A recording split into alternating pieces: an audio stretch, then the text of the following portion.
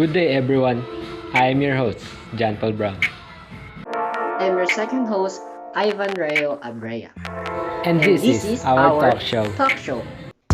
And how is your day, John Paul? Is there someone that made you happy? Um, I'm happy, but no one makes me happy. Whoa! Okay, John Paul. Sometimes we need to take care of ourselves first before other, right? So going back, um, what do you think why we are here? We're here to learn about the different mythical creatures of our country and different countries. Oh, that's nice, John Paul. So, what are you waiting for? Let's just ask my group mate about a mythical creature that they choose to understand and to know. So that we can learn about the different creatures in the other countries and of course in our country as well. Here we go. Of course, we have representative here from different countries.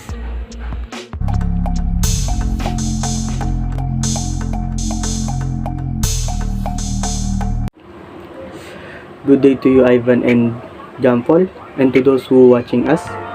The topic I will discuss is about mythical creature in Philippines and foreign, the Capre and Bigfoot or Squash. The Capre is a Philippine cryptid creature with the appearance of an phenomenal tall, long-legged, god type of a hairy humanoid that sits in big trees and smokes cigarettes. It is often seen waiting for people as they walk through a path. It scares away a little children who play at the night. If you stuck in a place and you're going around in a circle, you're said to be played around by a capre. To escape, you must remove your shirt or clothing and wear it inside out. The Bigfoot in foreign.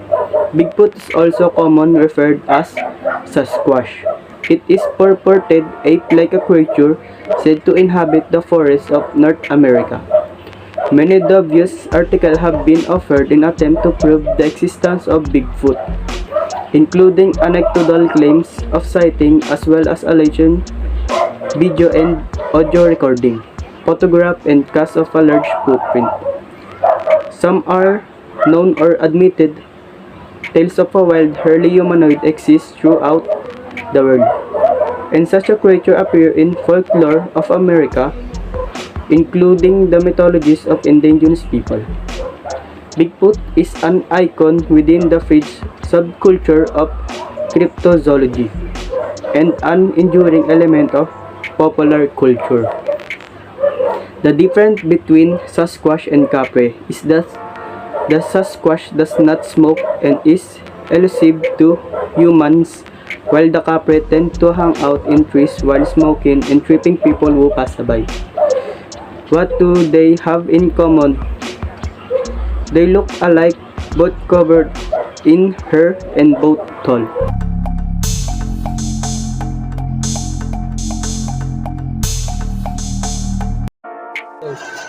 The Jiangxi is a Chinese vampire zombie that's name translates to stiff corpse. It is a horrific creature that usually hops along, and when it comes across a victim, it will suck the life force out of them. In Chinese, Qi. The Jiangxi has many different names, such as Qiangxi, Kangxi, and Gyeongxi. The Manananggal is said to favor preying on sleeping, pregnant women using an elongated proboscis-like tongue to suck the hearts of fetuses or the blood of someone who is sleeping.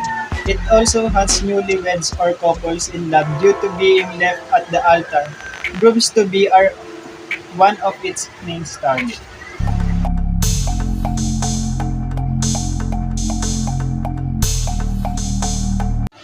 Duende. In Filipino culture, these creatures are described as elves or dwarfs, short of stature of often old or shriveled, with beards and hats of varying colors. Dwarf, any member of race of begins from specialist Scandinavian and other thematic folklore, usually depicted as having short of supernatural powers and being skilled in crafting and metalworks, often as short with long birds, and sometimes as clashing with elves. A goblin is a type of fairy originally from European folklore. The word goblin is originally derived from Greek word "kabalos", which translates into English as "rogue" or "evil spirit". The word goblin has traditionally been reserved for any ugly fairy that's either mischievous or malevolent. Comparison and difference of goblin and duende. First, the goblin are living next to human in the same world, while the dwarfs live underground and they only visit upper the world occasionally. Second, the goblin have animals like physical appearance, while dwarfs just smell men who live longer than normal humans.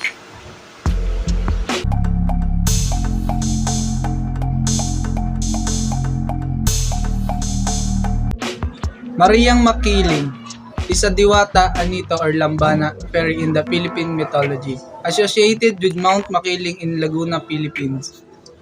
She is the most widely known Diwata in Philippine mythology and was venerated in pre-colonial Philippines as goddess known as Dayang Masalanta or Dayan Masalanta, who invoked to stop deluges, storm, and earthquakes. Fairy are often associated with plants and springtime. Depicted are pure figures who possess magical power. In the tales of fairy, they are more often than not mischievous creatures with dark and evil intention. The Latin root word for fairy is fey, meaning fate. Maria Makiling and fairy comparison and different. Maria Makiling love nature and animal. Maria Makiling pretend to be a old beautiful woman and the fairy is a child who love kids and flowers.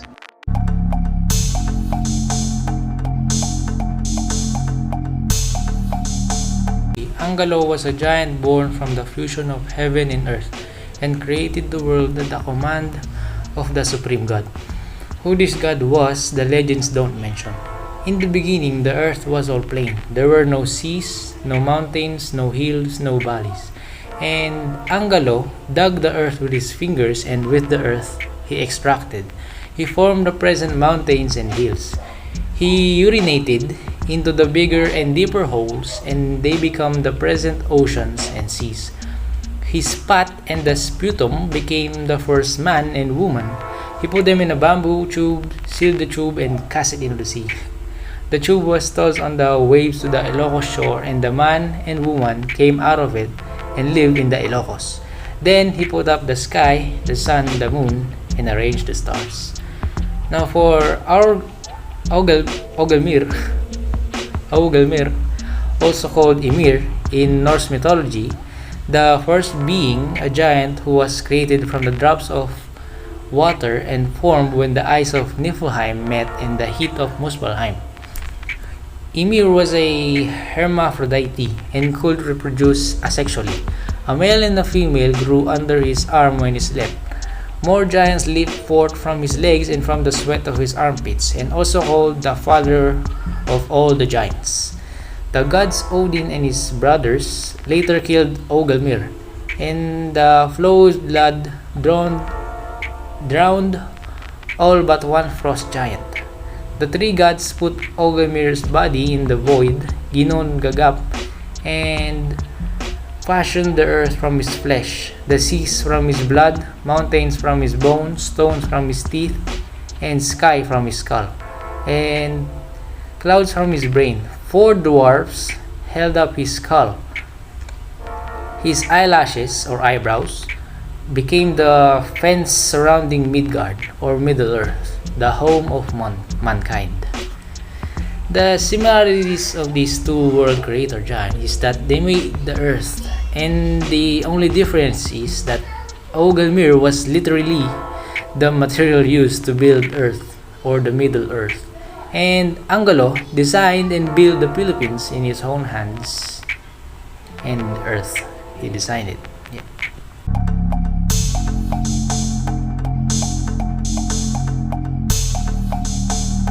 Centaurs in Greek mythology were half human, half horse beings that lived in the forests of mainland Greece. The Greeks used them as a symbol of the other represent barbarian people or, in the case of Chiron, beings of divine wisdom. The Tipalangs is creation of the Philippines folklore, said to lurk in the mountains and the forests of the Philippines. It is a tall, bony humanoid creature with the head and waist of horse, disproportionately long limbs to the point that its knee reach above its head when it squats down. It is said to be a tall, humanoid creature that dwells in the forest and the mountain of Philippines, and often described as reverse from a centaur, where the centaur has the body of a horse and the torso and head of a man. The Tikpalang has the head of a horse and the body of a woman.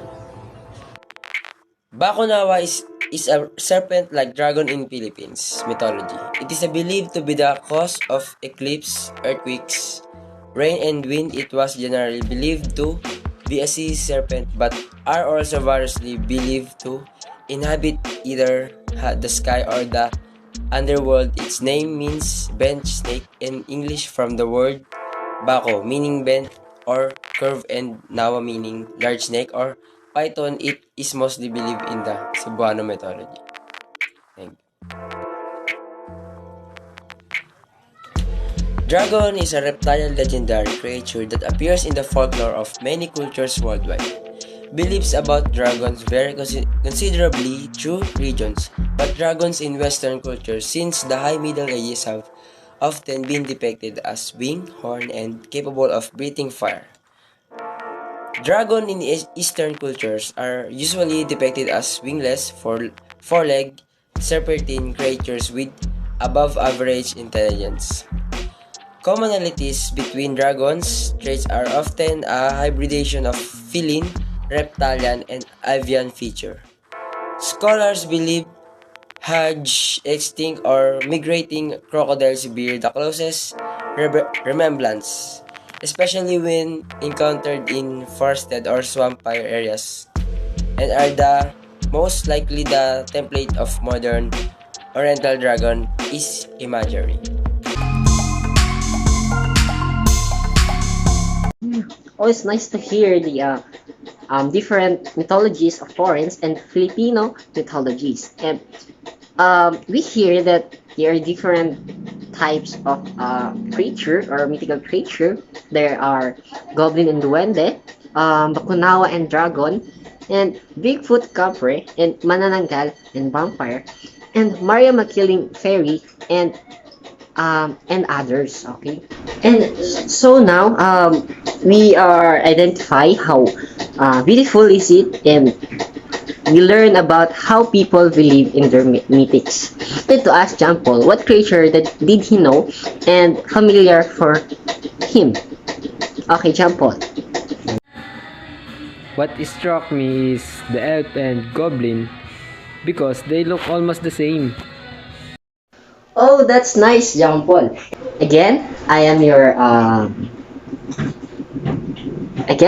host, Ivan Reabria. And that's it. We know a lot about mythical creatures. Thank you very much for joining us on our talk show.